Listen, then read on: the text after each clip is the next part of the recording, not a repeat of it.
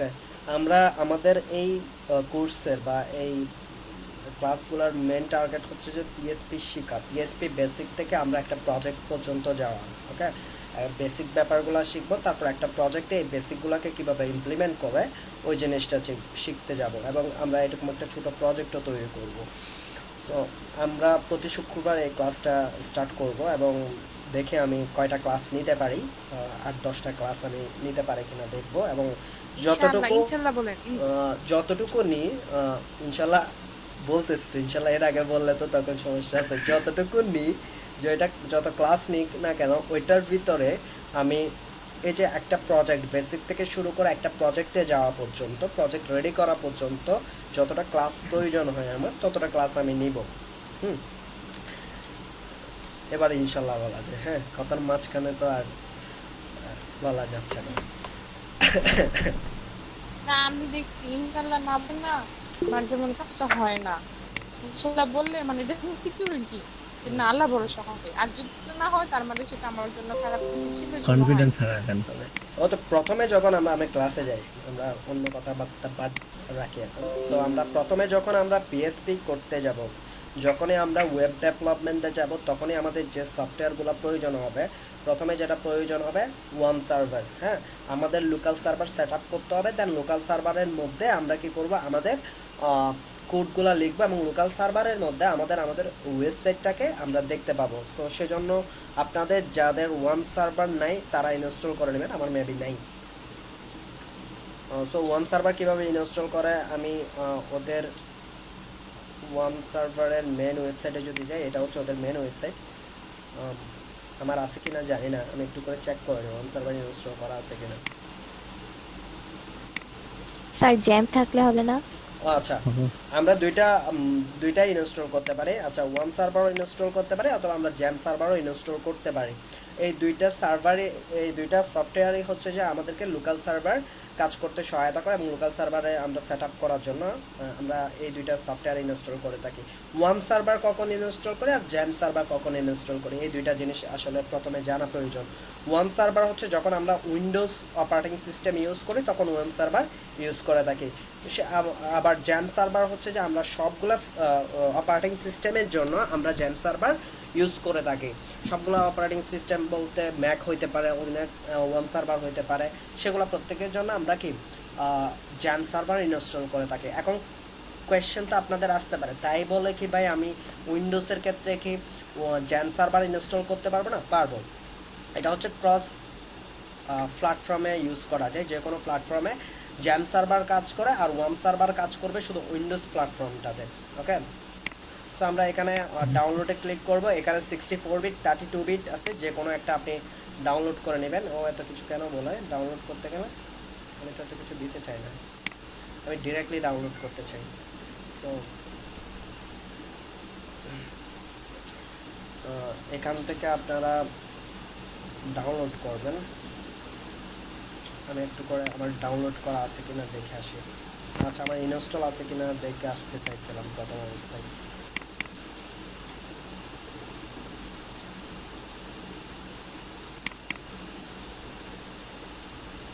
না, ইনস্টল নাই।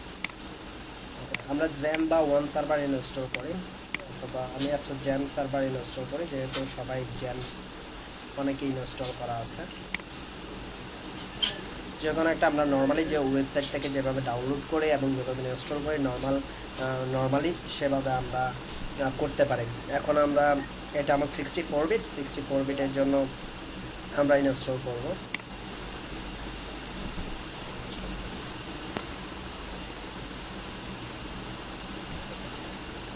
এখানে হচ্ছে তিনটা অপশন। এটা হচ্ছে ভার্সন হচ্ছে 7.4.12। আচ্ছা, আমি সবার উপরেরটা করছি, আপডেটেডটা করি নাই। 7.4.2 এবং পিএসপি ভার্সন হচ্ছে 7.4.2। এটা হচ্ছে 7.2। হ্যাঁ, এগুলো হচ্ছে পিএসপি ভার্সন। হ্যাঁ, আমি লাস্ট ডেটটাই করছিলাম, 1 ঘন্টা হয়েছে, এখনো পর্যন্ত ডাউনলোড হইতেই আসছে। আচ্ছা, এটা তো পিএস কোডে তো মনে হয় পিএসপি হয় না? হ্যাঁ, বুঝি নাই। বিএস কোডে যেটা দিয়ে আমরা এসপিএসএস থেকে বিএস কোড মনে ভারত ইউজ করে, ওটাতে তো মনে হয় পিএসপি হয়। বিএস কোড হয় আর এটা একটা হচ্ছে যে এডিটর, আপনি এডিটর যে কোনোটা ইউজ করতে পারবেন, বাট এটা হচ্ছে যে আমরা যখন লোকাল সার্ভার করি তখন আমাদের জ্যাম্প অথবা ওয়ান সার্ভারের মাধ্যমে লোকাল সার্ভার সেট আপ করে থাকি। ওকে, আমি আসলে আমার আগে থেকে আছে কিনা তো আমি জানি না, এটা তো ইনস্টল হইতে না টাইম লাগবে। সরি, স্যার জেমস সার্ভার থাকার কথা স্যার, আমাদের যেহেতু দেখাইছিলেন। দেখাইছিলাম যে আমার এবার যখন আমাদের এখানে ব্যাকআপ আছে আমি ওয়ান সার্ভারটা ইনস্টল দিই, ওয়ান সার্ভারটা ইনস্টল দিয়ে দিই। বাকিটা আপনাদের হ্যান্ড থেকে আপনারা ওয়ান সার্ভার ইনস্টল দিতে পারেন অথবা জ্যাম সার্ভার ইনস্টল করতে পারেন।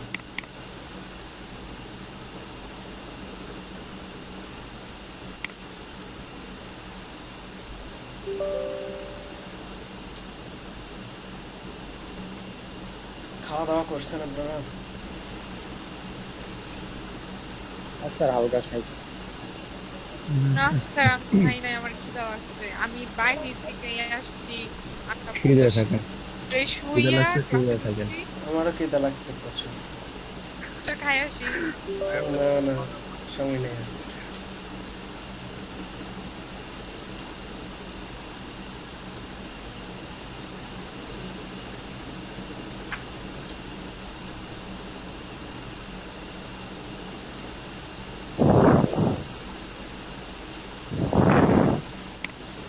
ওয়ান সার্ভার ইনস্টল হোক।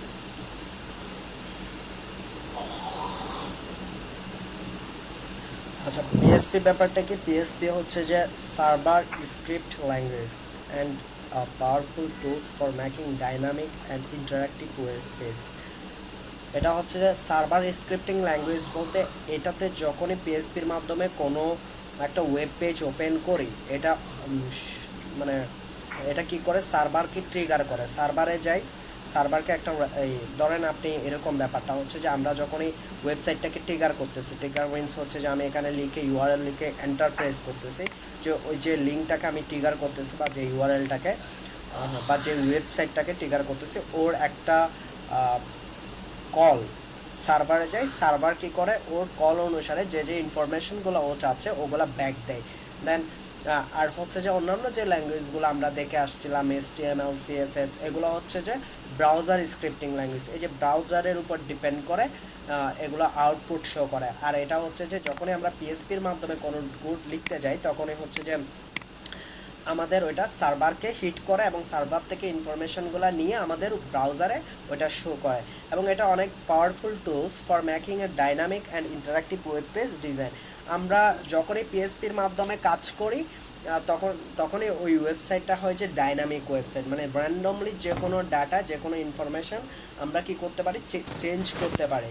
হ্যাঁ, যেমন ধরেন আমাদের ফেসবুক বলেন, তারপর হচ্ছে যে আমরা ওয়ার্ডপ্রেস দিয়ে যে সাইটগুলো তৈরি করি ওইগুলো হচ্ছে ডাইনামিক ওয়েবসাইট। হ্যাঁ, HTML এবং CSS এর যে সাইটগুলো শুধু ডিজাইন করে ওগুলো হচ্ছে স্ট্যাটিক ওয়েবসাইট। আর ডাইনামিক ওয়েবসাইট হচ্ছে যে আপনার আমাদের যে কন্টেন্টগুলো র্যান্ডমলি চেঞ্জ করা যায় এবং ইউজারের সাথে কি কমিউনিকেট করায়, যে কীরকম কমিউনিকেট ইউজারের সাথে। মনে করেন যে আপনি যখন ফেসবুকে লগ ইন করতেছেন, ইউজার আইডি আর পাসওয়ার্ড দেওয়ার সাথে সাথে আপনাকে ড্যাশবোর্ডে নিয়ে যাচ্ছে, আপনি ভুল দিলে আপনাকে একটা মেসেজ দিচ্ছে, মানে ইউজার বা অডিয়েন্সের সাথে কি করতেছেন, কমিউনিকেট করতেছেন। হ্যাঁ, সো ডাইনামিক ওয়েবসাইটগুলো এরকমই হয় যে আপনার সাথে কমিউনিকেট করবে, যে আপনি একটা করতে চাচ্ছেন আপনাকে এটা রিপ্লাই দিবে। হ্যাঁ, সো সেই রিপ্লাইগুলো হয়তো আমরা লিখে রাখি, যে যা যা করতে হয় সেটা আমরা পিএসপির মাধ্যমে করে থাকি।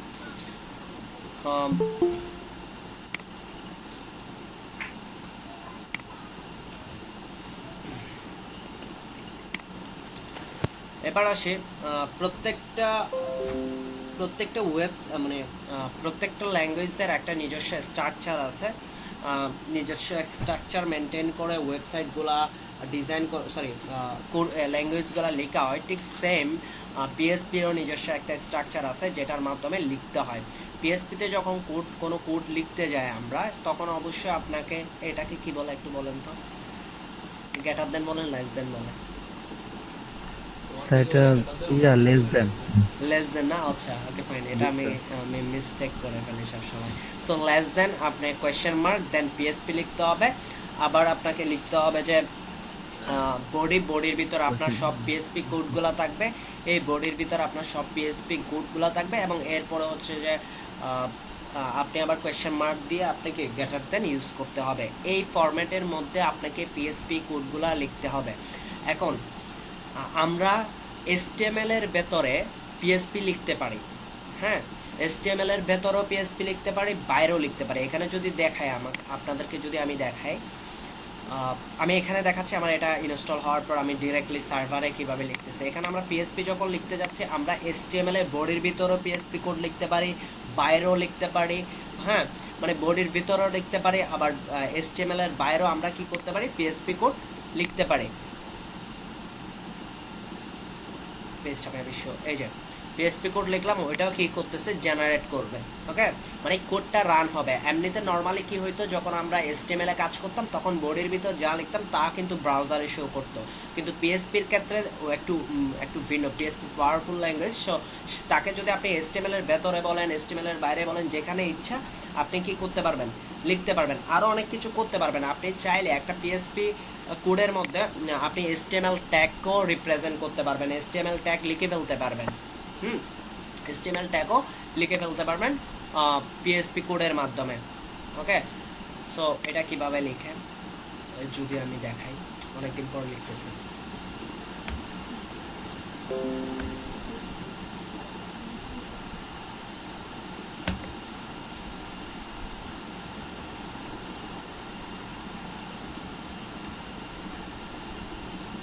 স্যার ইয়ে লিখলেই তো আসা যাওয়ার কথা স্যার, কোনো কিছু লাগবে না তো স্যার। পিএসপি হ্যাঁ ভিতর পি থেকে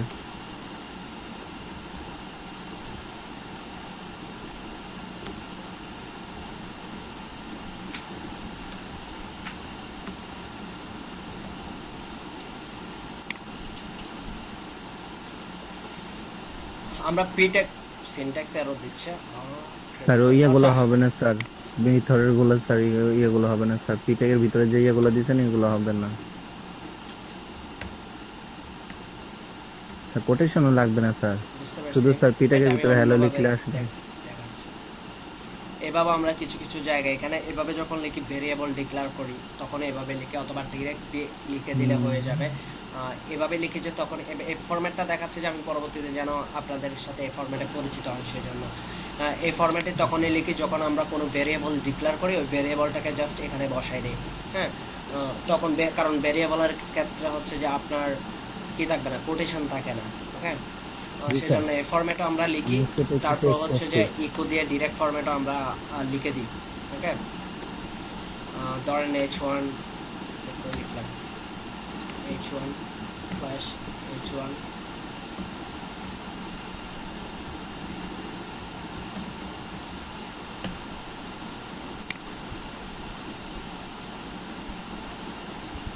এই যে দেখছেন, আমরা যখনই হেডিং ট্যাগ দিচ্ছি এবং এটা যখনই আমরা পিএইচপির ভিতরে লিখতেছি ডিরেক্টলি ট্যাগগুলো কাজ করে ফেলতেছে। সো পিএইচপি এটা কাজ করতে পারে। আমরা এরকম করতে পারি না যে যখনই আরেকটা ব্যাপার হচ্ছে যে যখনই আমরা ফাইলটা সেভ করব, যখনই আমরা পিএইচপির কোড লিখবো কোনো ফাইলের মধ্যে, হ্যাঁ, তখন আমাদের অবশ্যই ওই ফাইলটার ফরম্যাট চেঞ্জ করে ফেলতে হবে। ফরম্যাট না, ওইটার ফাইল নেম চেঞ্জ করে ফেলতে হবে। যে ওইটা .html দিয়ে এতদিন পর্যন্ত আমরা সবগুলো ফাইল সেভ করতাম, এক্সটেনশন .html। যখনই আপনি পিএইচপি দিয়ে কোনো কোড লিখবেন বা পিএইচপির মাধ্যমে আপনি কি করবেন, একটা ওয়েবসাইট তৈরি করবেন, তখন আপনাকে অবশ্যই ফাইলের নাম হইতে হবে যে ধরেন index.php, হ্যাঁ। index.html দিলে কখনো পিএইচপি কোডকে HTML রিড করতে পারে না, সেজন্য আমাদের লিখতে হবে index.php।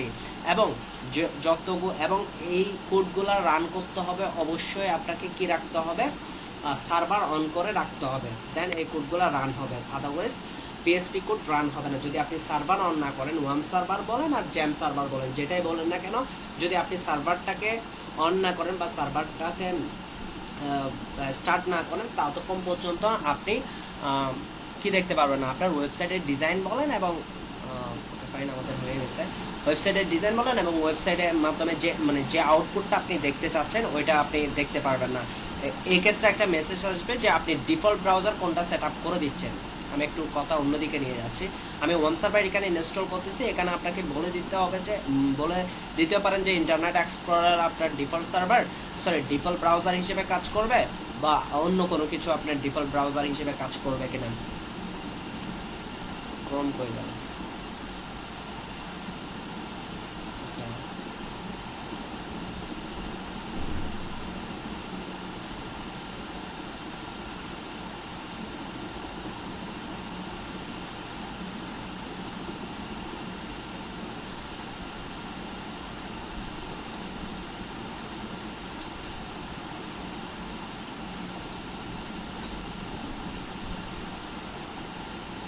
নোটপ্যাড, আপনি কি নোটপ্যাড সিলেক্ট করবেন ডিফল্ট হিসেবে নাকি অন্য কোনো কিছু সিলেক্ট করবেন?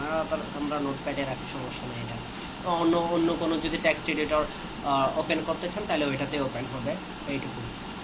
যদি এখানে যদি নোটপ্যাড দিয়ে দিচ্ছি তাহলে আমাদের ফাইলগুলো নোটপ্যাডে ফরম্যাটে থাকবে, নোটপ্যাডে ওপেন হবে প্রথম অবস্থায়। আর যদি আপনি বলেন যে না আমি সাপ্লাইন টেক্সট দিচ্ছি, সো সাপ্লাইন টেক্সটে ওপেন হবে। আর আর আপনি যদি বলেন যে না আমার অন্য পিএসপি স্ট্রম বলেন বা অন্য যে এডিটরগুলো আছে সো ওগুলাতেই ইউজ করা হবে, তো ওগুলো ইউজ করতে পারবেন।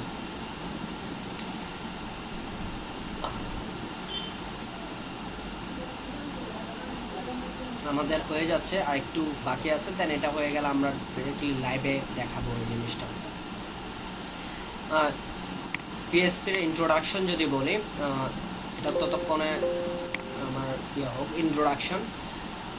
But you should already you know, আমরা কি জানি? আমরা জানি যে পিএসপি যদি আমরা কাজ করতে চাই অবশ্যই আমাদেরকে কি জানতে হবে, HTML, CSS, জাভাস্ক্রিপ্ট মাস্ট জানতে হবে। বেসিক ব্যাপারগুলো না জানলে আপনি পিএসপি কোথায় লিখবেন? আপনি HTML চিনেন না, আপনি CSS চিনেন না, আপনি জাভাস্ক্রিপ্ট চিনেন না, তাহলে তো আপনি পিএসপি লিখতে পারবেন না, তাই না?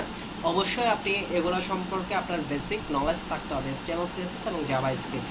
What is PSP? পিএসপি কি? পিএসপি হচ্ছে হাইপারটেক্সট প্রিপ্রসেসর এবং এটা হচ্ছে open source scripting language. Open source scripting language বলতে এটা যে কেউ ইউজ করতে পারে। এটা ইউজ করার জন্য আমাদের কোনো জায়গায় পেমেন্ট দিতে হয় না, বুঝতে পারছেন? কোনো জায়গায় পেমেন্টও দিতে হয় না। আর পাশাপাশি হচ্ছে যে এটা সবাই ইউজ করতে পারে, ওপেন করা আছে, এটার রিসোর্সগুলো ওপেন করা আছে এবং আমরা যে কেউ আমরা চাইলে এটা ইউজ করতে পারি। PHP script are execute on the server, এই কিছুক্ষণ আগে যে কথাটা বললাম যে পিএসপির স্ক্রিপ্টগুলো, পিএসপির ফাইলগুলো এক্সিকিউট হবে শুধুমাত্র সার্ভারে। সেটা হইতে পারে লোকাল সার্ভার, সেটা হতে পারে অনলাইন সার্ভার, যে কোনো দুইটার মধ্যে যে কোনো একটাতে কি হবে, এক্সিকিউট হবে। সার্ভার ছাড়া কোনো ফাইল, কোনো পেজ কি হবে না, আপনার এক্সিকিউট হবে না, কোনো স্ক্রিপ্ট এক্সিকিউট হবে না। স্ক্রিপ্ট বলতে বোঝায় নেক্সট স্ক্রিপ্ট বলতে বোঝায় যে এটা একটা স্ক্রিপ্ট, হ্যাঁ, এই ধরনের স্ক্রিপ্ট, হ্যাঁ, যে কোনো স্ক্রিপ্ট, যে কোনো স্টেটমেন্ট, সেগুলো কি হবে না, আপনার এক্সিকিউট হবে না। আচ্ছা, কেন? PHP is an amazing and popular language. It is popular enough to be at the core of the biggest blog system on the web. মানে ওয়ার্ডপ্রেস তৈরি করা হয় কি দিয়ে? পিএসপির মাধ্যমে। It is deep enough to run the largest social network Facebook তৈরি করা হয়েছে যে পিএসপির মাধ্যমে। It is also easy enough to beginner the first server side language. প্রথমে আমরা যখন শিখতে যাই অন্যান্য সার্ভার সাইড ল্যাঙ্গুয়েজ, অন্যান্য ল্যাঙ্গুয়েজের চেয়ে পিএসপি অনেক বেশি সহজ, যার কারণে আমরা এটা খুব সহজে রিড করতে পারি, মানে খুব সহজে শিখতে পারি। অন্যান্য ল্যাঙ্গুয়েজগুলো যদি বলেন, পাইথন বলেন আরও ডেপথ, হ্যাঁ, তারপর বলেন যে ASP.NET আরও ডেপথের কথাবার্তা থাকে, মানে জাভা বলেন, জাভা স্ক্রিপ্ট না জাভা। সো এখানে অবজেক্ট ওরিয়েন্টেড সব ব্যাপার স্যাপার চলে আসে, যেটা পিএসপি তো আছে অবজেক্ট ওরিয়েন্টেড কথাবার্তা, কিন্তু পিএসপি অন্য অন্য ল্যাঙ্গুয়েজগুলোর তুলনায় সহজ শিখতে প্রথম অবস্থায় যারা বিগিনার আছে। পিএসপি ফাইল এক্সটেনশন কি থাকবে? PHP file can contain text, HTML, CSS, JavaScript and PHP code. PHP ফাইলের মধ্যে সব থাকতে পারে। PHP code it execute on the server, প্রথমে বলা আছে এক্সিকিউট করবে সার্ভারে and the result is return to the browser as a plain HTML। যদি পিএসপি যদি দেখি, প্লেন HTML বলতে কি বোঝায়? HTML এর লেখা, এই যে প্লেন টেক্সট দেখাবে, কোনো ডিজাইন দেখাবে না। যদি পিএসপি কোড রান করে, ডিজাইন তখনই দেখাবে যখন আপনি একটাতে CSS রাখতেছেন, CSS কোড লিখবেন, তখন শুধুমাত্র পিএসপির ক্ষেত্রে আউটপুট দেখাবে যে প্লেন টেক্সট। আউটপুট কি প্লেন হবে, কোনো ধরনের মানে কালারফুল হবে না। প্লেন টেক্সট বোঝাইতে এটাই বলে। PHP file have extension. PHP ফাইলগুলোকে আমরা .php দিয়ে সেভ করে থাকি। পিএসপি ফাইলগুলো আমরা কি .php দিয়ে সেভ করে থাকি। ক্লিয়ার এতটুকু পর্যন্ত? Yes, sir. Okay. What can PSP do? কেন আমরা আসলে PSP কে ব্যবহার করতে চাচ্ছি বা কেন করব বা কি জন্য করতে পারি, এই সব কথাবার্তা যদি বলি। PSP can generate dynamic page content. Dynamic page content বলতে আমরা বুঝি যে পেজের যে কন্টেন্টগুলো আছে ওগুলো র্যান্ডমলি চেঞ্জ হচ্ছে বা যে কোনোভাবে আমরা খুব সহজে ইজিলি আমরা কি করে ফেলতে পারবো, চেঞ্জ করে ফেলতে পারি। যেমন ধরেন যে আমরা ফেসবুকের কথা যদি বলি, র্যান্ডমলি আমাদের নিউজ ফিডটা আপডেট হয়, তাই না? সবসময় নতুন, ডাইনামিক।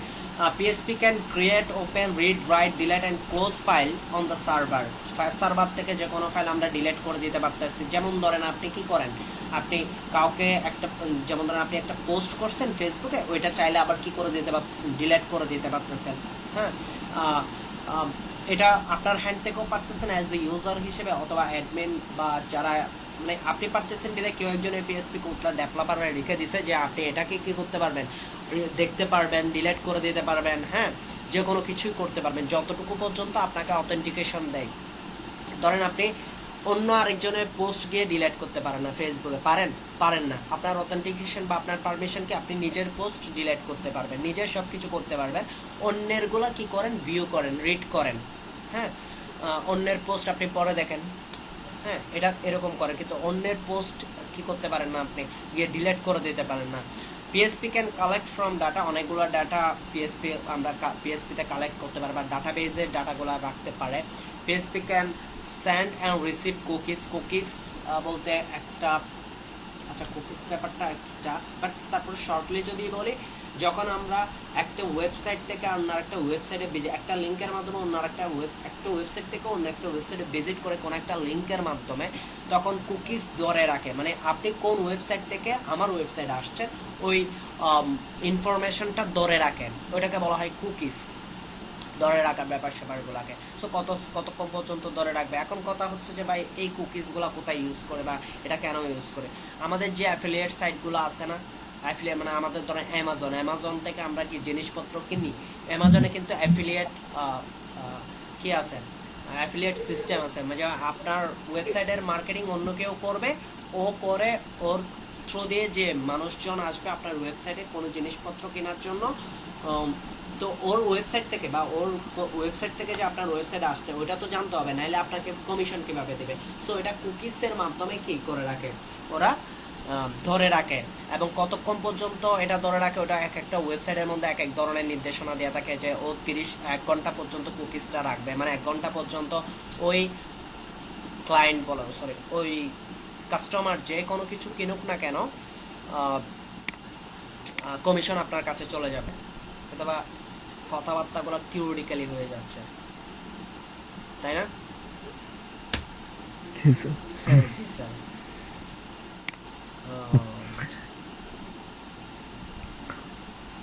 একটু থিওরিটিক্যালি হচ্ছে তো,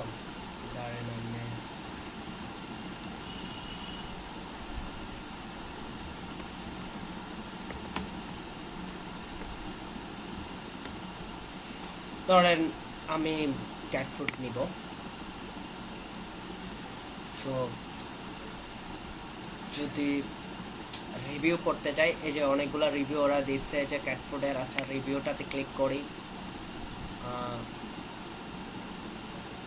এই যে আসছে, এখন এই ওয়েবসাইটটার ক্যাট ফুড রিভিউ দিচ্ছে এবং এই ওয়েবসাইট থেকে যে ওয়েবসাইটের লিঙ্ক করানো হয়েছে, যে ওয়েবসাইট থেকে ও আসলে কিনতে বলতেছে, ও তো ক্যাট ফুড সেল করে না, ও কোনো একটা ওয়েবসাইটের কি করতেছে, মার্কেটিং করতেছে। এটাকে বলা হয় অ্যাফিলিয়েট মার্কেটিং। মার্কেটিংও কিছু কথাবার্তা বলে দিচ্ছি। সো মার্কেটিং করতেছে, ধরেন এখানে লিঙ্ক দেওয়া থাকবে, যে ওয়েবসাইট থেকে কিনতে বলবে ওইটার আর লিঙ্ক টিঙ্ক থাকবে। নিচে যদি আসে টপ রিভিউ 60%, কোনো জায়গায় ও রিভিউ দিবে, ইয়া দিবে, লিঙ্ক দিবে। এই যে click here to get 25% of your first order.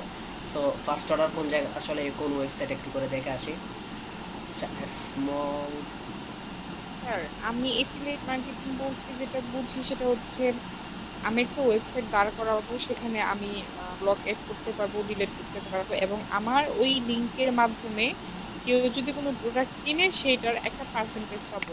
Like আমরা যখন সার্চ এটাই তো করি, যেরকম আমি এটাই তো ফোন কিনলে আমি সার্চ করি যে 10,000 থেকে 12,000 নিচের মধ্যে কেমন ফোন আছে, তখন কিন্তু আমরা বিভিন্ন আমাদের সামনে বিভিন্ন ব্লগ আমি আসে, আমরা আমি ওগুলো বুঝতে পারছি আপনার আমরা যদি ওখানে ক্লিক করি তখন হচ্ছে আমাদেরকে হয় আমাজনে নিয়ে যায় বা অন্য কোথাও নিয়ে যায়। আমরা যদি ওই কিছুতে কোনো প্রোডাক্ট কিনি ওইটার একটা পার্সেন্টেজ আমাদের অ্যাকাউন্টে যোগ করে।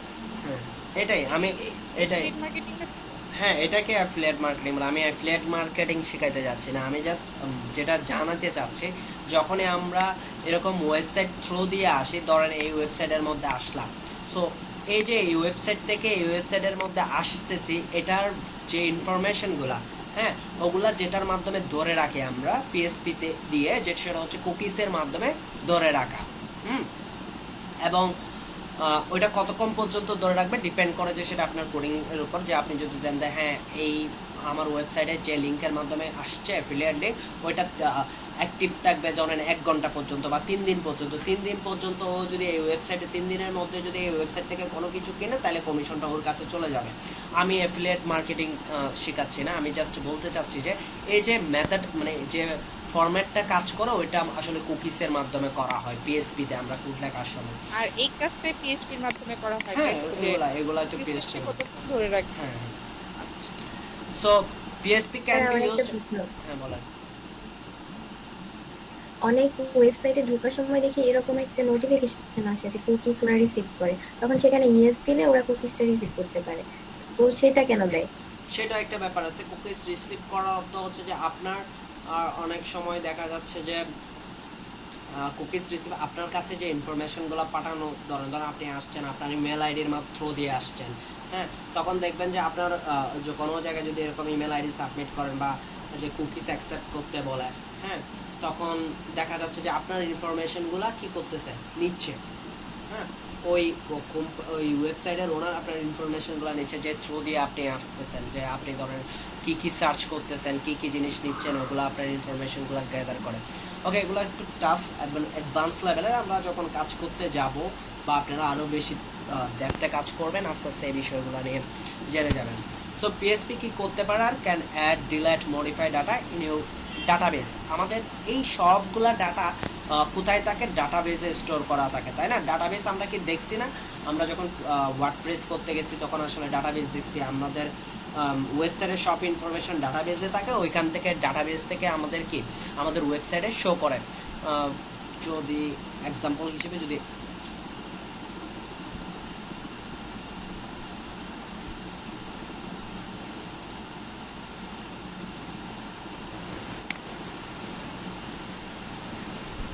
ধরেন আমার এই ওয়েবসাইটের মধ্যে যতগুলা ডাটা থাকবে সবগুলা ডাটা কোথায় আছে, ডাটাবেজে আছে, তাই না?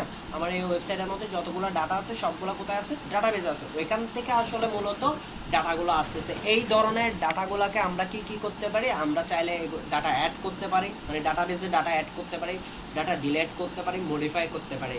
হ্যাঁ এই সব কাজে আমরা পিএসপির মাধ্যমে করতে পারি। PSP can be use to control user access. এবং আমরা পিএসপি এর আপনার ওয়েবসাইটটা কন্ট্রোল করার জন্য আমরা বিভিন্ন ইউজার তৈরি করে নিতে পারি, ইউজার অ্যাক্সেস তৈরি করে নিতে পারি। এনক্রিপ্টেড ডাটা, পিএসপির ডাটাগুলো আমরা চাইলে পিএসপিতে যে ডাটাগুলো আমরা নিয়ে আসতেছি বা যাচ্ছে ওগুলো আমরা এনক্রিপ্টেড করতে পারি।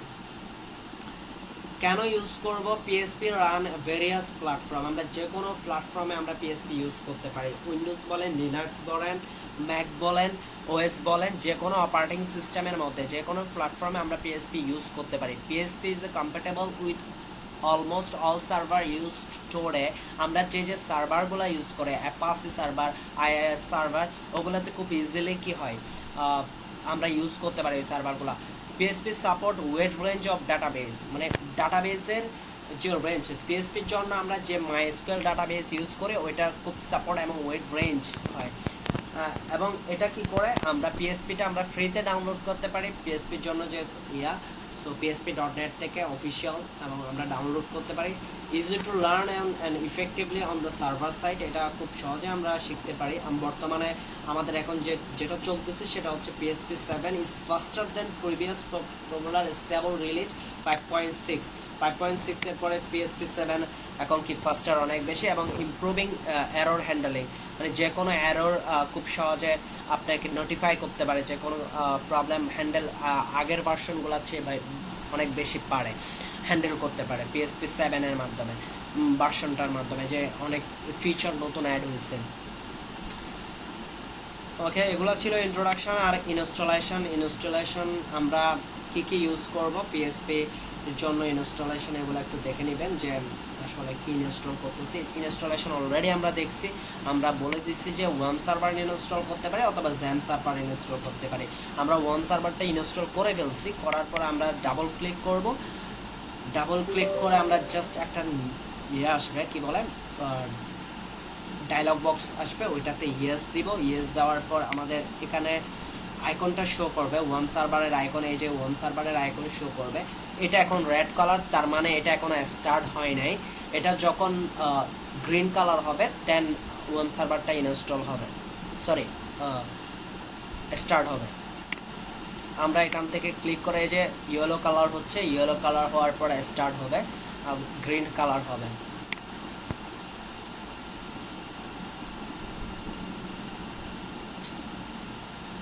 এই যে গ্রিন কালার হইলো আমাদের এটা স্টার্ট হয়ে গেল, আমাদের সার্ভারটা স্টার্ট হয়ে গেল। এই ওয়ান সার্ভার ঠিক এভাবে। আর যদি আপনি যদি হয় যে জ্যাম সার্ভার ইউজ করতেছেন, তখন আপনাকে স্টার্ট করার জন্য দুইটা জিনিস স্টার্ট করতে হবে সেখানে একটা ডায়লগ বক্স আসবে। আমি মেবি এটা দেখাই দিয়েছিলাম কোনো একটা সময় আপনাদেরকে প্রথম দিকে। অ্যাপাচি স্টার্ট করতে হবে, PHP MySQL স্টার্ট করতে হবে, এই দুইটা অপশন এখানে থাকবে। ওই দুইটা অপশন আপনাকে কি করে দিতে হবে, স্টার্ট করে দিতে হবে। আর ওয়ান সার্ভার এত কিছু করতে হয় না, জাস্ট ওপেন করে ইয়েস দিলে অটোমেটিকলি স্টার্ট হয়ে যায়। আর জ্যাম সার্ভারে ডায়লগ বক্স আসার পরে ওইখান থেকে আপনি অ্যাপাচি এবং হচ্ছে যে MySQL এই দুইটাতে স্টার্ট ক্লিক করতে হবে, দেন আপনার সার্ভারটা স্টার্ট হবে। এখন আমাদের সার্ভার স্টার্ট। ওকে, আমাদের সার্ভার যখন স্টার্ট হয়ে গেল, আমরা জাস্ট লোকাল হোস্ট লিখে একটু করে দেখবো যে আসলে ঠিকঠাকভাবে আমাদের সার্ভারটা শো করতেছে কিনা, সার্ভার পেজে আসতেছে কিনা। এই যে আমাদের লোকাল হোস্ট ওয়ার্ম সার্ভারের পেজটা চলে আসতেছে। এবং আপনার এখানে your project no project yet to create new one, just create a directory in www. মানে আমরা www ডিরেক্টরিতে যে প্রজেক্ট ফাইলগুলো রাখবে সেগুলো এখানে শো করবে। ওকে, এখান থেকে আমরা কোথায় যাইতে পারে, PHP MyAdmin। PHP MyAdmin means হচ্ছে যে আমাদের MySQL সার্ভার, যেটাকে আমরা বলি ডাটাবেস। হ্যাঁ, এখানে ডাটাবেসে আমরা কি করতে পারবো, যাইতে পারবো। এই জায়গা থেকে আমরা ডাটাবেসে যাইতে পারবো। এটা হচ্ছে আমাদের ডাটাবেস। ওয়েলকাম। আমাদের ইউজার নেম কিছু দিতে হবে, যদি আপনি ইউজার নেম দিতে হবে রুট। পাসওয়ার্ড আমি কোনো কিছু সেট করে নেই, যার কারণে আমার পাসওয়ার্ড দিতে হবে না। ওকে, এই যে এটা হচ্ছে আমাদের ডাটাবেস। এখানে আমরা ডাটাবেস ক্রিয়েট করা থেকে শুরু বিভিন্ন কাজ এখানে করব। এখানে আমাদের আসলে আমাদের ওয়েবসাইটের যত ইনফরমেশন আছে সবগুলা এই জায়গায় থাকবে এবং সবসময় আমরা এটা নিয়ে কাজ করব। এই ডাটাবেসের মধ্যে স্টোর করা থাকবে এবং আমি প্রত্যেকটা ওয়েবসাইটের জন্য স্পেসিফিক ডাটাবেস ক্রিয়েট করব নতুন নামে, এবং ওইখানে আমরা ডাটাগুলা সেভ করব বা স্টোর করে রাখব।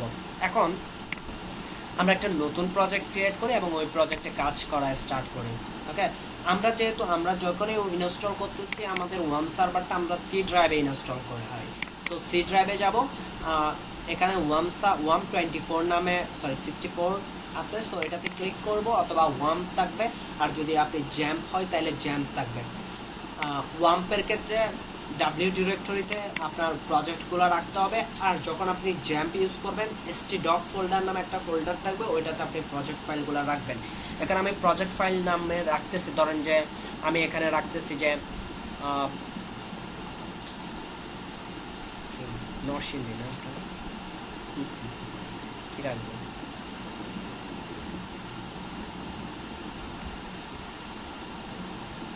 ওকে, এটা আপনাদের না, এই নামে রাখবো না, আমরা তো আরো প্রজেক্ট তৈরি করব। সো আমি ক্লাস 1 দিচ্ছি, এটা ক্লাস 1 প্রজেক্ট আমাদের। হ্যাঁ, ক্লাস 1 এর ভেতরে আমি এবার আমার কি করব, আমার ওয়েবসাইটের জন্য লিখবো বা আমার যে ফাইলগুলো আছে ওগুলো লিখবো। আমি সাপ্লাইন টেক্সট ওপেন করে বলতেছি। সাপ্লাইন টেক্সট ওপেন করে প্রথমে আমরা যেটা করব, আমার কোনো আসে কে আসে,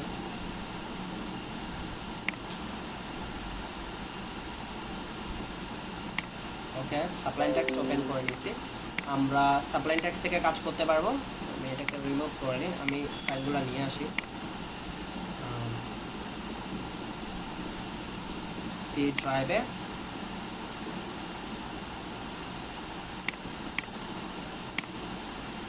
ওয়ান সার্ভার ডাব্লিউ ডিরেক্টরি, পুরো ডিরেক্টরিটা নিয়ে আসি যেন আমার পরবর্তীতে কাজ করতে সুবিধা হয় যদি নিয়ে আসি। এই যে ক্লাস, এই ক্লাসের ভিতরে আমরা ধরেন একটা ফাইল ক্রিয়েট করতেছি ইন্ডেক্স নামে। ওকে, যদি আমরা index.html দিয়ে লিখি তাহলে এখন কাজ হবে না, মানে সার্ভারে আপনি ওয়েবসাইট দেখতে পারবেন, কোনো পিএসপি কোড দেখতে পারবেন না index.html লিখলে। সেটা আপনাদের হয়তো বা কোনো কনফিউশনও থাকতে পারে। তাইলে আমি index.html লিখলাম, লেখার পরে আমরা এখানে html ফরম্যাট রাখলাম, এখানে আমি পিএসপি কোড লিখবো। হ্যাঁ, পিএসপি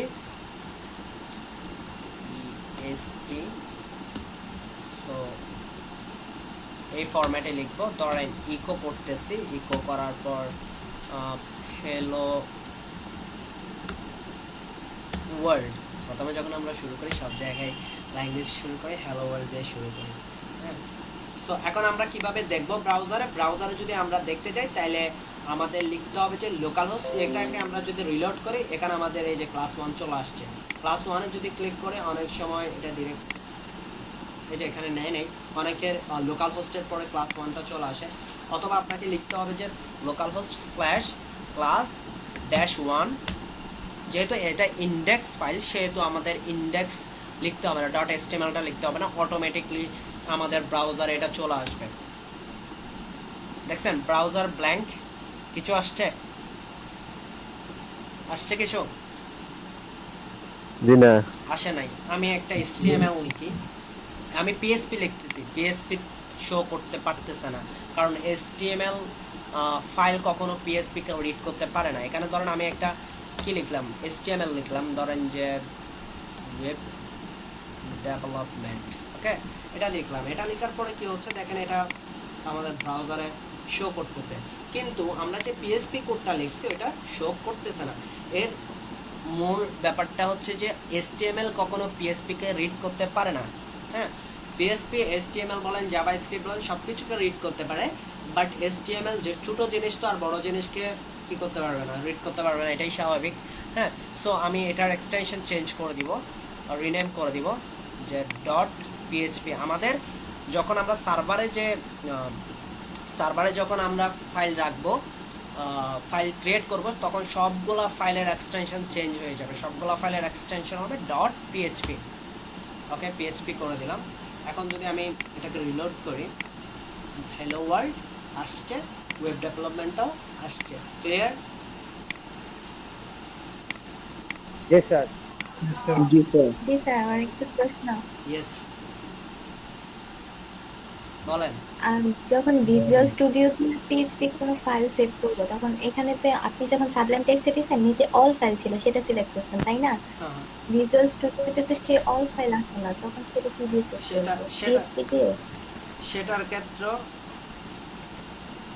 আচ্ছা, সেটার ক্ষেত্রে আপনি অল ফাইল ইউজ করতে হবে আগের মতো, যে আপনি HTML ফরম্যাটে লিখেন, লিখতে হচ্ছে index.html অল all ফাইলের files। কোনো অপশন ছিল না কোথায়? ভিজুয়াল স্টুডিওতে। আমি ভিজুয়াল স্টুডিও ইউজ করে দেখি নাই, দেখলে চেহারা দেখলে বলতে পারবো। ওইখানে পিএইচপি অপশন আছে, পিএইচপি দিলে কি হবে? হ্যাঁ, PHP দিলে হবে, কারণ তো আমাদের এটা মানে PHP তে কি হচ্ছে, সেভ হবে .php দিয়ে। আর অল ফাইল দেওয়ার অর্থ হচ্ছে যে উপরের যে এক্সটেনশনটা থাকে ওইটার আর ওইটার যে রিলেটেড ইয়াতে পড়ে, মানে উপরের যে এক্সটেনশনটা থাকে ওইটা দেখে যে অল ফাইল, এখানে অল ফাইলের পরে আর অনেকগুলো সবগুলো লেখা থাকে, তো ওই এক্সটেনশনে ফাইলটা সেভ হয়। হ্যাঁ, আর ডিরেক্টলি আপনি কি, আমি যদি এখন একটা ফাইল নিই, Ctrl+S দিই, আমি দেখাচ্ছি অল ফাইলের জায়গায় এখানে দেখেন সবগুলা ফাইলের নাম দেখা আছে না, আপনি এভাবে খুঁজে না দেখার জন্য অল ফাইল দিয়ে দিই। অল ফাইল দিয়ে দিলে উপরের যে এক্সটেনশনটা আছে ওটার উপর বেস করে এখানকার ফাইলটা ক্রিয়েট হয়। আর আমি চাইলে এটা না করেও এখান থেকে কি করতে পারবো, এই যে HTML সিলেক্ট করতে পারবো, এটার এক্সটেনশন হবে .html .htm তারপর XHTML, হ্যাঁ এগুলোর জন্য এটা সিলেক্ট করে দিতে পারবো। এখন যদি আমি PHP সেভ করি, এই যে PHP এটা দিয়ে দিলে কিন্তু আমার অল ফাইল দিতে হবে না। তো এত ঝামেলায় না গিয়ে আমরা কি করি, অল ফাইল দিয়ে দিই, আমার উপরের এক্সটেনশনের উপর বেস করে ও অটোমেটিকলি ফাইলটা ক্রিয়েট করে নেয়। ওকে, মনে হয় কোশ্চেন জি আনসার স্যার, পাইছি। বুঝতে পারছি। ওকে, তাহলে আমরা সিনট্যাক্স নিয়ে কথাবার্তা বলে ফেলছি। সিনট্যাক্সটা আসলে কিরকম হবে, প্রথমে আমাদের জাস্ট PHP সিনট্যাক্সের বিষয়ে আমাদের কোডগুলো লিখবো, এইটুকু। কমেন্ট কিভাবে করব, আমরা যত ধরেন কোন একটা কোডকে কমেন্ট করতে যাচ্ছি, কোন একটা স্ক্রিপ্ট কমেন্ট করতে যাচ্ছি, তখন আমরা দুইভাবে করতে পারি। আমরা ডাবল স্ল্যাশ ইউজ করতে পারি, আর হ্যাশট্যাগ দিয়ে শুধু একটা লাইন, সিঙ্গেল লাইন। আর যখন মাল্টিপল লাইন আমরা কমেন্ট করতে যাব, যেমন এখানে PHPটা কমেন্ট হবে না, এই PHP সিনট্যাক্সটা কমেন্ট হবে না, এখানে কমেন্ট হবে যে ইকোটা। হ্যাঁ, এই ইকো যেটা আছে এটাকে আমরা কি করে দিতে পারবো, কমেন্ট করে দিতে পারবো। বুঝতে পারছেন, ইকোটাকে আমরা কমেন্ট করে দিতে পারবো। অথবা আমরা করতে পারবো যে মাল্টিপল লাইন যখন কমেন্ট করে স্ল্যাশ স্টার স্টার স্ল্যাশ, এভাবে আমরা কমেন্ট করে দিতে পারি।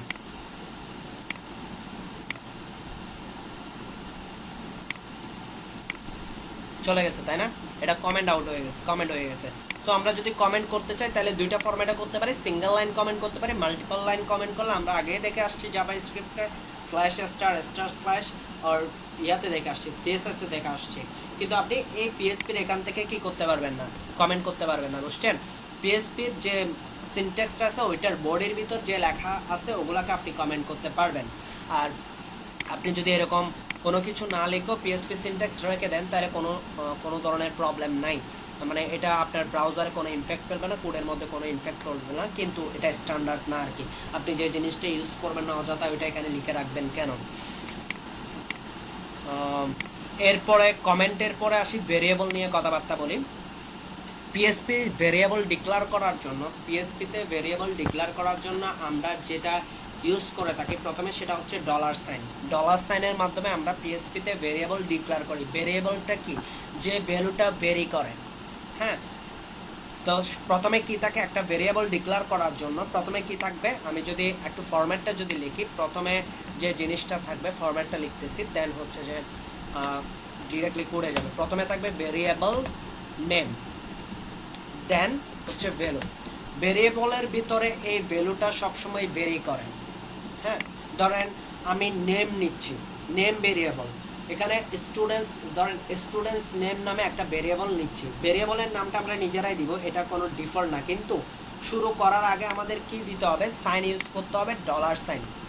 শুরু করার আগে ভেরিয়েবল ডিক্লেয়ার করার জন্য প্রথমে আমাকে ডলার সাইন দিতে হবে, দেন ভেরিয়েবলের নামটা দিতে হবে। এখন ভেরিয়েবলের নাম যে কোনো কিছু দিতে পারেন, সেটা রায়হান নামও রাখতে পারেন, সেটা আমার নামও রাখতে পারি, হ্যাঁ, অথবা রিলিভেন্ট নাম রাখবো অবশ্যই আমরা। সো ভেরিয়েবলের নামটা, এবং ভ্যালুটা হচ্ছে চেঞ্জেবল। ভ্যালুটা আপনি ফিক্সডও রাখতে পারেন অথবা যে কোনো সময় চেঞ্জ করতে পারেন, ভ্যালুটা অলওয়েজ চেঞ্জেবল, সেজন্য ভেরিয়েবল বলা হয়।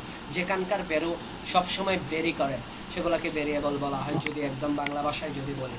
এখন PHP-র ক্ষেত্রে ভেরিয়েবল ডিক্লেয়ারের জন্য প্রথমে আপনাকে কি করতে হবে, ডলার সাইন দিতে হবে, তারপর ভেরিয়েবল নেম লিখতে হবে, তারপর ভ্যালু দিতে হবে। এই ভ্যালুগুলো ভেরি করে, যেমন হ্যালো ওয়ার্ল্ডের জায়গায় অন্য কোনো একটা ভ্যালু হইতে পারে, সেটা হইতে পারে, ধরেন আমি যেটা দিয়ে উদাহরণ দিতে চাইছিলাম স্টুডেন্টস নেম। তো স্টুডেন্টসের নেম এটা একটা ভেরিয়েবল নেম, এবং এখানকার ভ্যালুগুলো চেঞ্জ হয়। চেঞ্জ কি, স্টুডেন্ট বলতে আপনাদের এখানে যারা স্টুডেন্টস আছেন, যে রায়হান, সাব্বির, তারপর হচ্ছে যে আওলাদ হোসেন আসছে কিনা জানি না, মুখস্থ নাম বলতেছি।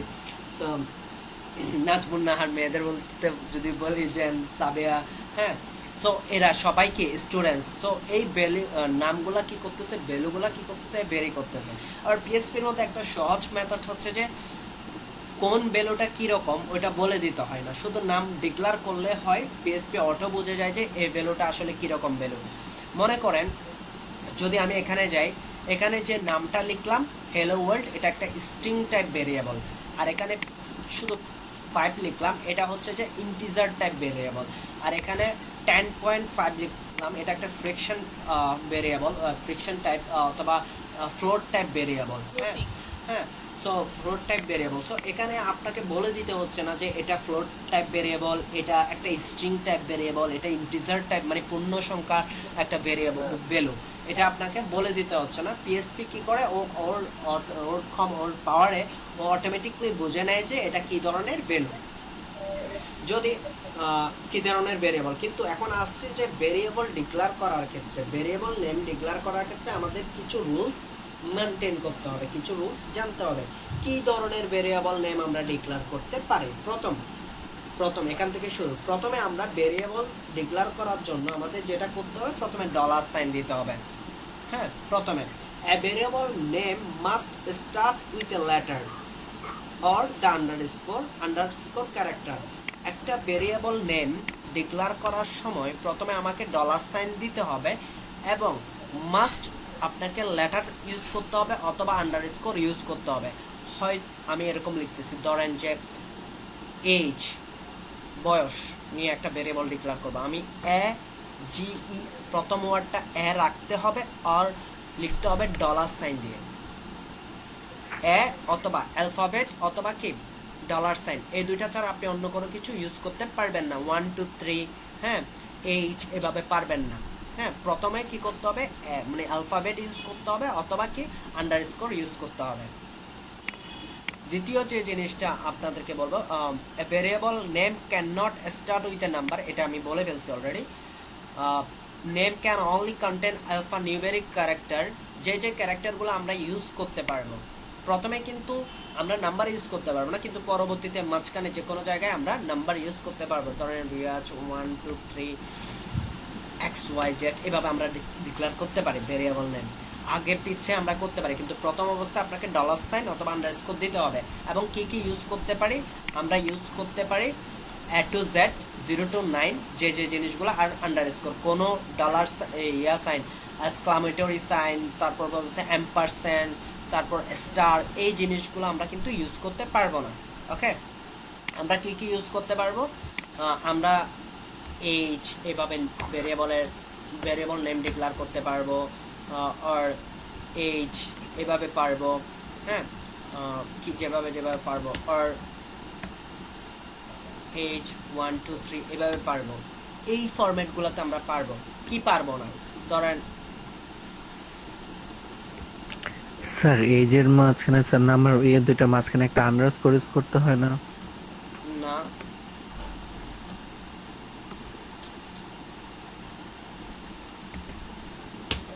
যেগুলো ইউজ করি না আমরা বা পারবো না। হ্যাঁ, যেগুলো পারবো ওইগুলো মনে রাখলে হচ্ছে, বাকিগুলো মনে রাখার দরকার নেই। বাট আমি তারপর একটা দুইটা দেখাচ্ছি। 1 2 3 নাম্বার এভাবে পারা যাবে না। হ্যাঁ, আর পারা যাবে না এভাবে। এখানে মাঝখানে আপনি আন্ডারস্কোর ইউজ করতে পারবেন, সমস্যা নেই। মাঝখানে আপনি চাইলে আন্ডারস্কোর ইউজ করতে পারেন, নাও পারেন, কোনো প্রবলেম নেই। তারপর পারবেন না কিরকম, ধরেন যে এম্পারসেন্ট এভাবে, অথবা রিয়াজ এম্পারসেন্ট, অথবা এই পার্সেন্টেজ, এই ধরনের সাইন ইউজ করতে পারবেন না। A to Z অথবা কি 0 to 9, হ্যাঁ, তারপর হচ্ছে আন্ডারস্কোর, এই তিনটা জিনিস ইউজ করতে হবে। আরেকটা মোস্ট ইম্পর্টেন্ট জিনিস, ভেরিয়েবল নেম আর কেস সেন্সিটিভ। কেস সেন্সিটিভ অর্থ হচ্ছে আপনি ভেরিয়েবল নেম ডিক্লেয়ার করছেন যে এইচ স্মল লেটার। ওকে, আমরা সব সময় ভেরিয়েবল নেমগুলা স্মল লেটার, প্রথম অংশটা দুইটা ওয়ার্ড হয়, প্রথম ওয়ার্ডটা স্মল লেটারে স্টার্ট করে, দ্বিতীয় ওয়ার্ডটা ক্যাপিটালাইজড ইউজ করে। ফর এক্সাম্পল এরকম ইউজ করি, স্টুডেন্ট নেম এভাবে লিখি। ওকে, এভাবে লিখি, ধরেন একটা স্টুডেন্টের নাম আমি লিখতেছি যে রিয়াজ, হ্যাঁ আমার নাম লিখি কেন, আচ্ছা রায়হান লিখি। ওকে, এরপরে এখন আমি যদি এটাকে আমি কি করতে চাচ্ছি, আউটপুটে দেখাইতে চাচ্ছি, তখন যদি আমি এটা আউটপুটে যদি দেখাইতে যাই বা এই ভেরিয়েবলটা আমি অন্য জায়গায় ইউজ করতেছি, হ্যাঁ, তখন যদি আমি এভাবে লিখি, স্টুডেন্টের ক্যাপিটাল লেটার, সবগুলা ক্যাপিটাল লেটার দিয়ে দিছি, স্টুডেন্ট নেম সবগুলা ক্যাপিটাল লেটার দিয়ে দিছি, তখন আসলে আমার আউটপুটটা আসবে না। মানে আপনি যে ফরম্যাটে যে ধরনের করে আপনি ভেরিয়েবল ডিক্লেয়ার করছেন, ঠিক ওই ফরম্যাটে আপনাকে কি করতে হবে, ভেরিয়েবল নেম লিখতে হবে বা ইউজ করতে হবে। অন্য কোনো জায়গায় যদি আপনি ওই ভেরিয়েবলটাকে কল করতে চান বা ওই ভেরিয়েবলটাকে ব্যবহার করতে চান, তাহলে ঠিক সেমভাবে লিখতে হবে। কোনো একটা ওয়ার্ডও যদি মিসিং থাকে, কোনো একটা ওয়ার্ডের ফরম্যাটও যদি চেঞ্জ করেন, তাহলে ওইটা শো করবে না প্রপারভাবে। আমাকে এখন দেখবেন আমাকে কি আনসার দিচ্ছে, এটাকে বলা হয় ফ্রেজ এরর। আপনাকে আপনার যখন এররের ক্ষেত্রে আমাদের দুইটা এরর হয়, একটা লজিক্যাল এরর, একটা সিনট্যাক্স এরর। যখনই কোনো সিনট্যাক্স এরর হয় সেটা আপনাকে ব্রাউজার সেটা আপনাকে নোটিফিকেশন দিবে।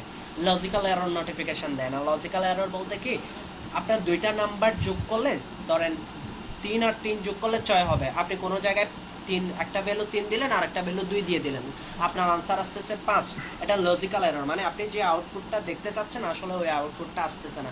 সো ওই লজিক্যাল এরর গুলাকে কি আপনি নিজেকে আইডেন্টিফাই করতে হবে, কিন্তু সিনট্যাক্স এরর গুলা আপনাকে নোটিফাই করবে যে আসলে কোথায় ভুল হচ্ছে। এখন দেখেন এখানে বলছে যে parse error, syntax error, unexpected $সাইন ইন 9 নাম্বার কত 18 নাম্বার লাইনের আশেপাশে আমার ভুল হচ্ছে।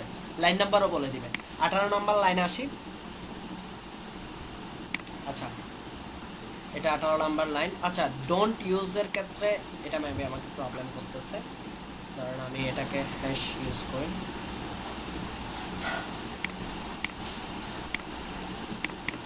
ওকে, আমার এই জিনিসটা শো করতেছে না। আমি যদি আমার ঠিকঠাক ভাবে যদি নাম দিই স্টুডেন্ট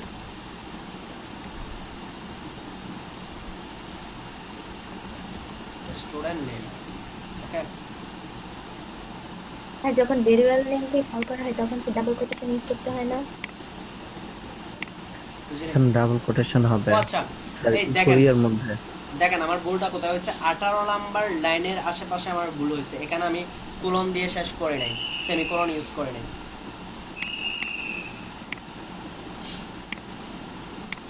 এই ধরনের ইউজ করা যাবে না, এগুলো বলতেছে, এগুলো আমি আপাতত ডিলিট করে দিই। এই ধরনের ইউজ করা যাবে না ভেরিয়েবল, ওই অপশনগুলো দিচ্ছে। আমি যেহেতু ভেরিয়েবল ডিক্লেয়ার, এগুলো আমি কেটে দিচ্ছি। জাস্ট না, এগুলো থাক, সমস্যা না, এগুলো কোনো হ্যাম্পারিং করবে না আমাকে। আমি একটু করে অরিজিনাল আনসারটা দেখে, এই যে রায়হান আসছে, আসার আগে আমি এটাকে আবার চেঞ্জ করি, যেহেতু আমার উপরে কিছু জায়গায় আমি নর্মাল লেখা লিখছিলাম। তো স্টুডেন্ট নেমের জায়গায় আমি এসটা ক্যাপিটাল লেটার দিলাম, আরগুলো সব ঠিক রাখলাম। হ্যাঁ, সো আমাকে এখন এরর দিবেন। এরর দিছে, কি বলছে, 19 আনডিফাইন্ড ভেরিয়েবল। ভেরিয়েবলটা কি না, ভেরিয়েবলটা আগেরটা ছিল সিনট্যাক্স এরর, কারণ হচ্ছে উপরে আমি যেগুলো লিখছি ওগুলাতে আমি ইয়া দিই নাই, সেমিকোলন ইউজ করে নাই। আর আরেকটা হচ্ছে ভেরিয়েবল ডিক্লেয়ার, আরেকটা এরর আসছে, সেটা হচ্ছে ওই ফরম্যাটে ভেরিয়েবল ডিক্লেয়ার করা যায় না, মানে 1 2 3 দেন নেম, এই ফরম্যাটে ভেরিয়েবল ডিক্লেয়ার করা যায় না, সেজন্য আমাকে মেসেজ দিচ্ছে। ওগুলো আমি কেটে দিচ্ছি, ওই এররগুলো এখন দেখাচ্ছে না।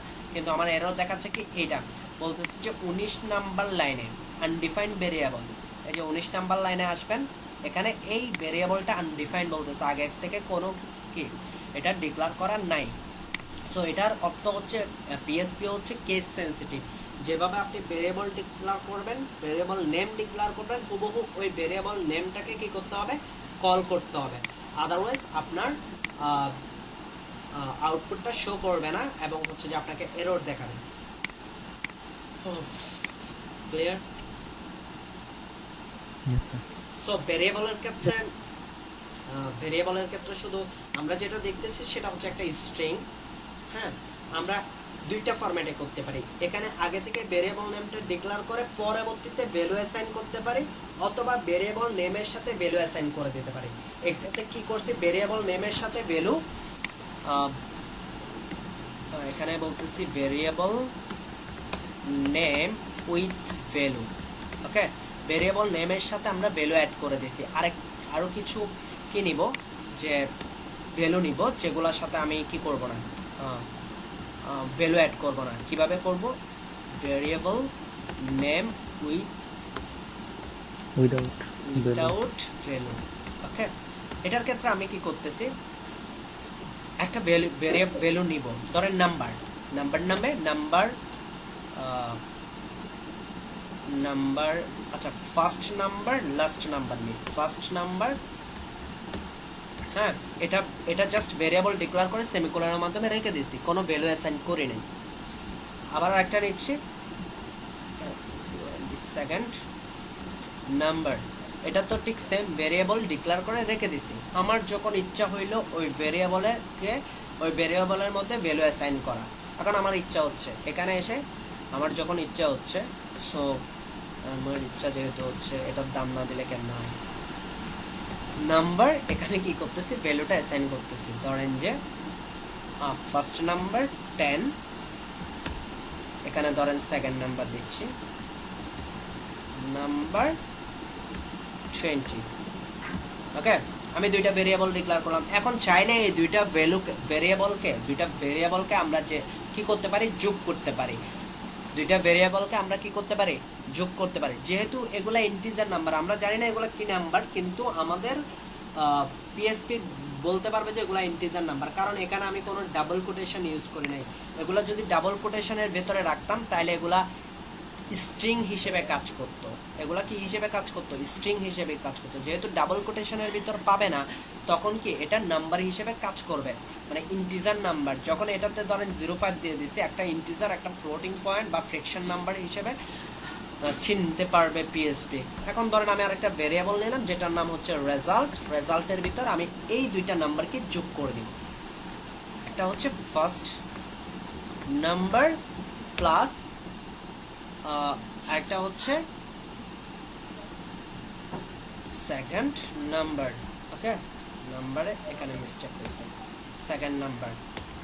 এই দুটো যখন আমি যোগ করব, শুধু যোগ করলে তো হবে না, যোগ তো এইটুকু পর্যন্ত করলাম, এটা তো দেখাইতে হবে, আউটপুটে তো দেখাইতে হবে, তাহলে তো রেজাল্টটা দেখতে পাবো। এতক্ষণ পর্যন্ত সব ফাংশনাল বা লজিক্যাল কাজ করলাম, স্ক্রিপ্ট লিখলাম, এখন ওইটা যদি আউটপুটে না দেখায়, ব্রাউজারে না দেখায়, তাহলে তো আমরা কিছুই দেখতে পারবো না। সো আমি ইকো করে ভেরিয়েবলটা বসাই দিব, ইকো করে ভেরিয়েবলটা জাস্ট লিখে দিব। ভেরিয়েবল নেম কি, ডলার রেজাল্ট।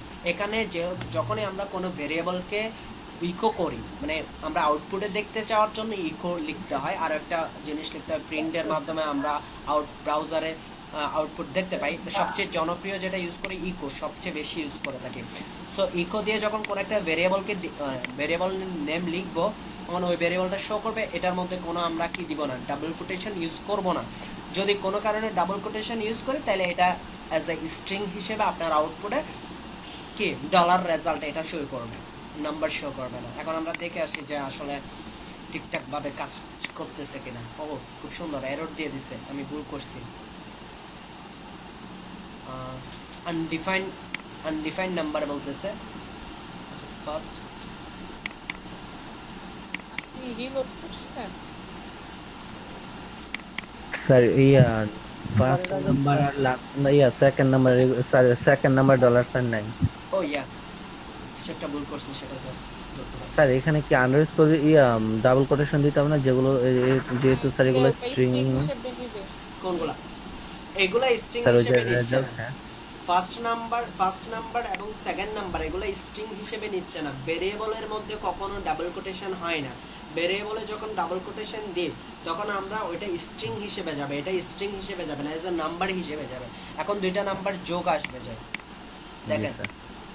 এই যে 30.5। এখানে যদি আমরা একটু সুন্দর করে দেখাইতে চাই, এই যে ইকো করব যে রেজাল্ট, এখানে কনকেট করা, এটাকে কনকেট মিন্স যোগ করা, মানে একটা ডট দিয়ে দুইটা, একটা ভেরিয়েবল এবং একটা স্ট্রিংকে যোগ করে দেওয়া।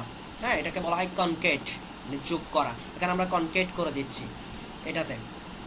দেখেন এখানে রেজাল্ট, এই যে রেজাল্টের পরে ইকুয়াল সাইন, দেন ভ্যালুটা।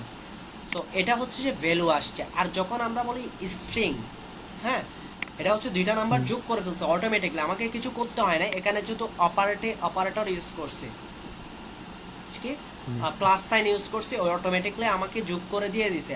আর যখনই আমরা এখানে যদি আমরা কি করতাম, এই কোটেশন ইউজ করতাম, তখন এটা একটা স্ট্রিং হিসেবে কাজ করতো। কি স্ট্রিং, কারণ আমি দুইটাতে তো সেম কোটেশন ইউজ করলাম। এখানে এখন শো করবে কি জানেন, নিচেরটা এটাতে শো করবে যে ফার্স্ট নেম এই পুরো লেখাটাই চলে আসবে, এটা কোনো দুইটা নাম্বার যোগ করে দিবে না। এই যে দুইটা নাম্বারের মধ্যে যে ভ্যালুগুলা 10 এবং কি 20 ওইটাই কি শো করতেছে। কেন?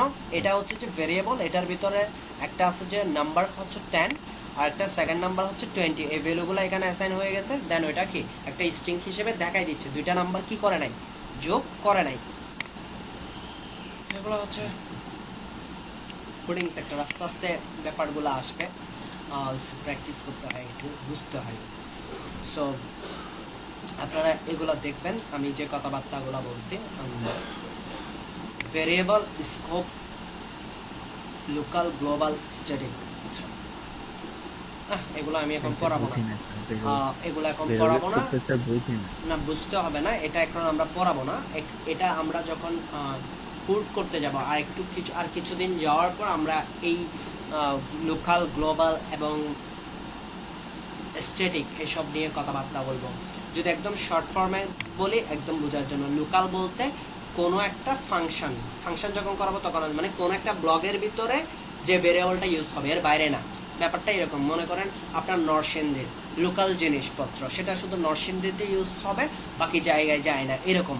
আর গ্লোবাল যেটা সেটা সবাই ইউজ করতে পারে, যে কোনো জায়গায় লেখা যাবে, হ্যাঁ যে কোনো জায়গায় লেখা যাবে, যে কোনো জায়গায় ব্যবহার করার কোনো প্রোডাক্ট হইলে যে কোনো জায়গায় ইউজ করতে পারে, রেস্ট্রিক্টেড পেপারগুলা। সো লোকাল আর গ্লোবাল হচ্ছে যে এগুলা। সো আমরা যখন এই যে এগুলা বুঝতে হলে আপনাকে এই ব্যাপারগুলো ফাংশনগুলো বুঝতে হবে। আর একটু নিচে যখন আসবো আরো দুই একটা ক্লাস যখন আমরা করব, আরো কিছু ব্যাপার স্যাপার যখন বুঝবো, তখন লোকাল আর গ্লোবাল বললে, লোকাল আর গ্লোবাল ব্যাপারটা তো আমরা বুঝতেছি, কিন্তু এগুলোর ইউজটা আমরা তখন বুঝতে পারবো। ক্লিয়ার? ওকে, আজকাল পারতেছি, এগুলো দেখে আসবেন। স্যার মনির স্যারের একটা প্রবলেম ছিল। মনির স্যার বলেন।